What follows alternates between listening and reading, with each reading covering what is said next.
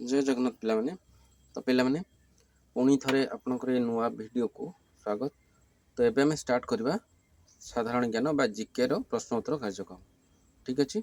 तो प्रथम क्वेश्चन आपण मानक सामने सब रही जीएसटी भारत रे केबे आरंभ होइतिला। ठीक अछि। तो ऑप्शन रहउछि ए 2015 मसिया, बी 2016 मसिया, सी 2017 मसिया, डी 2018 मसिया। तो समय स्टार्ट हिचे एबे कोन हो तार सटीक आंसर। तार सटीक आंसर हम 2017। 2017 मसीह भारत में जीएसटी सेवा आरंभ होता। ठीक अच्छे। नेक्स्ट क्वेश्चन होची पृथ्वीर सबुठारु बड़ महादेशर नाम कौन। पृथ्वीर सबुठारु बड़ महादेशर नाम कौन। ठीक अच्छे। तो तार ऑप्शन रोची A Asia, B Europe, C Australia, D Africa. Asia, Europe, Australia, Africa. तो तार समय स्टार्ट होची एबे कौन हम तार आंसर। आंसर रहिबो ए एशिया।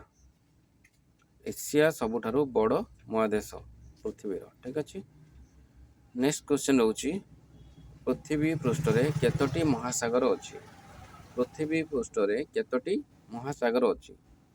ठीक अच्छे।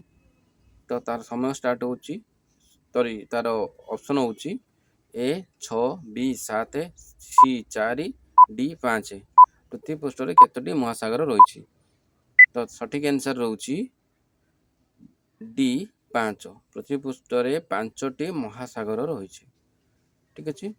नेक्स्ट क्वेश्चन गुलाब फूल केउं देशर जातीय फूल अटे। जमिति आम देशर पद्म फूल होची जातीय फूल, सेमिति केउं देशर गुलाब फूल होची जातीय फूल। A England, B Bharat, C Japan, D America. समय स्टार्ट हिचेबे तो तार आंसर रोची डी अमेरिका। अमेरिकार फूल रोची गुलाब फूल देशर जातीय फूल। ठीक अच्छे। नेक्स्ट क्वेश्चन पृथ्वीर सबुठारु छोट महादेशर नाम कौन। पृथ्वीर सबुठारु छोट महादेशर नाम कौन। ठीक अच्छे। ऑप्शन होची ए यूरोप, बी अफ्रीका, सी ऑस्ट्रेलिया, डी एशिया। तो समय स्टार्ट होची एबे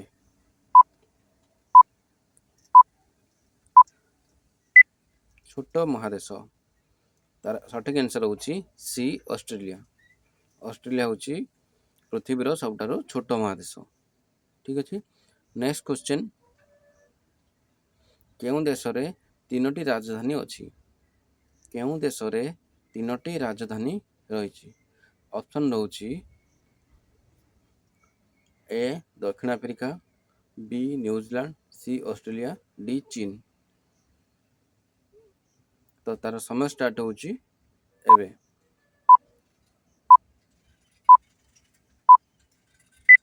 तार सठिक आंसर कौन है। तार सठिक आंसर हम दक्षिण अफ्रीका। दक्षिण अफ्रिकार 3टी राजधानी रही। ठीक अच्छे। नेक्स्ट क्वेश्चन निम्नलिखित मध्यरु केउं पशु लुहा को खाई हजम करिपारे। निम्नलिखित मध्यरु केउं पशु लुहा को खाई हजम करिपारे। तो तार ऑप्शन रोची ए सिंह, बी कुंभीर, सी भालू, डी बाघ। सिंह, कुंभीर, भालू, बाघ। तो तार समय स्टार्ट होची एबे लुहा को खाई भी हजम करिपारिबो। तो तार आंसर कौन होची। आंसर होची बी कुंभीर। कुंभीर लुहा को खाइले मध्य ताको हजम करिवार क्षमता रही। ठीक अच्छे। तो तार नेक्स्ट क्वेश्चन होची पृथ्वीर सबुठारु छोट महासागर नाम कौन।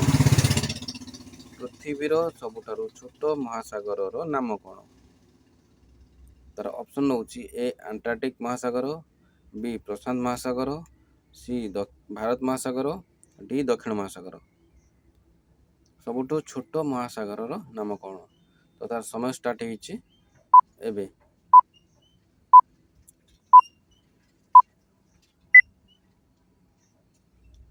तार सठिक आंसर रहिबो ए अंटार्कटिक महासागर। अंटार्कटिक महासागर पृथ्वीर सबुठारु छोट महासागर नाम अटे। ठीक अच्छे।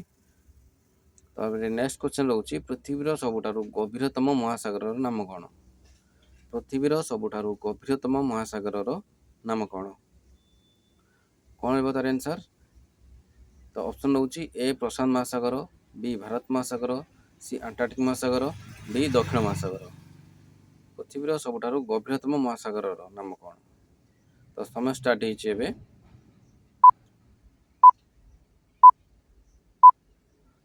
ତାର କ'ଣ ରହିବ ସଠିକ୍ ଆନ୍ସର୍?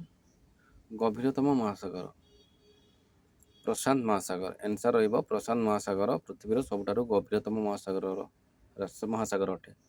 ଠିକ୍ ଅଛି। ନେକ୍ସଟ କ୍ୱେଶ୍ଚନ୍, ମାନଚିତ୍ରରେ ନଦୀ ଗୁଡ଼ିକୁ କେଉଁ ରଙ୍ଗ ଦ୍ୱାରା ସୂଚିତ କରାଯାଏ? ମାନଚିତ୍ରରେ ନଦୀ ଗୁଡ଼ିକୁ କେଉଁ ରଙ୍ଗ ଦ୍ୱାରା ଚିହ୍ନଟ କରାଯାଏ? ଏ ହଳଦିଆ, ବି ଧଳା, ସି ନୀଳ, ଡି କଳା। ତ ସମୟ ଷ୍ଟାର୍ଟ ହେଇଛି ଏବେ। ତ ତାର ସଠିକ୍ ଆନ୍ସର୍ କ'ଣ ରହିବ? ସଠିକ୍ ଆନ୍ସର୍ ରହିବ ନୀଳ। ନୀଳ ରଙ୍ଗ ମାନଚିତ୍ରରେ ନଦୀ ଗୁଡ଼ିକୁ ଚିହ୍ନେଇଥାଏ। ନେକ୍ସଟ କ୍ୱେଶ୍ଚନ୍ ରହୁଛି, କେଉଁ ଜୀବ ଛୁଆ ଜନ୍ମ କରିବା ପରେ ମରିଯାଇଥାଏ? କେଉଁ ଜୀବ ଛୁଆ ଜନ୍ମ କରିସାରିବା ପରେ ମରିଯାଇଥାଏ? ଅପସନ୍ ଏ ଏଣ୍ଡୁଅ, ବି ପ୍ରଜାପତି, ସି ପିମ୍ପୁଡ଼ି, ଡି ବିଛା। ସମୟ ଷ୍ଟାର୍ଟ ହେଇଛି। ତ କ'ଣ ରହିବ ତା ସଠିକ୍ ଆନ୍ସର୍? ଆନ୍ସର୍ ରହିବ ଡି ବିଛା। ବିଛା ତା ଛୁଆ ଜନ୍ମ କରିବା ପରେ ମରିଯାଇଥାଏ। ଠିକ୍ ଅଛି।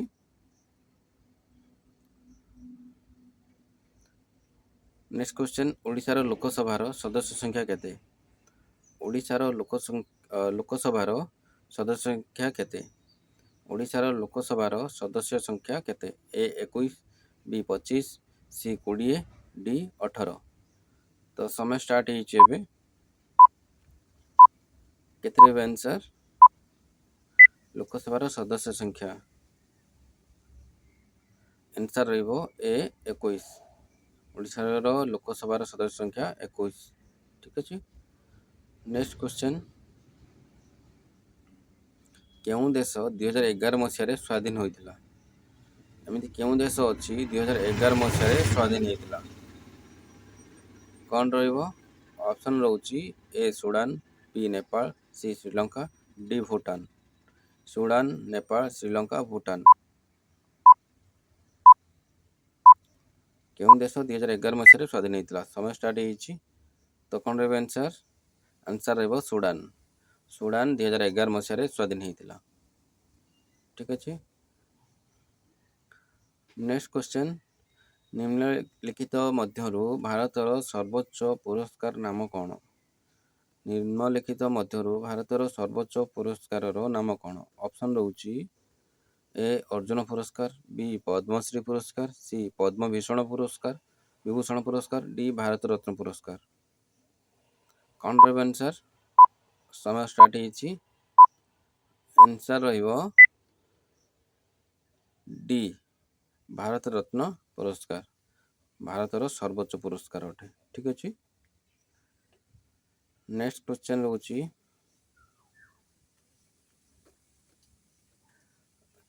ତ ପିଲାମାନେ ଯଦି ତୁମମାନଙ୍କୁ ଆମର ଏଇ ଭିଡ଼ିଓଟି ଭଲ ଲାଗିଥିବ ତ ଲାଇକ୍ ନିଶ୍ଚିତ ଭାବେ କରାଇବେ, ସେୟାର ବି କରାଇବେ। ଆଉ ଯଦି ମତାମତ କିଛି ଆପଣଙ୍କୁ ଜଣାଇବାର ଅଛି ତ କମେଣ୍ଟ ମଧ୍ୟରେ ନିହାତି ଭାବେ ଜଣାଇବେ। ଠିକ୍ ଅଛି। ଯଦି ଚ୍ୟାନେଲରେ ନୂଆ ଅଛନ୍ତି ତ ସବସ୍କ୍ରାଇବ୍ ନିହାତି ଭାବେ କରିଦିଅନ୍ତୁ। ପୁଣି ଦେଖା ହେବ ଏମିତି ନୂଆ ଏକ ଭିଡ଼ିଓ ନେଇ। ସେ ପର୍ଯ୍ୟନ୍ତ ରହୁଛି। ଜୟ ଜଗନ୍ନାଥ।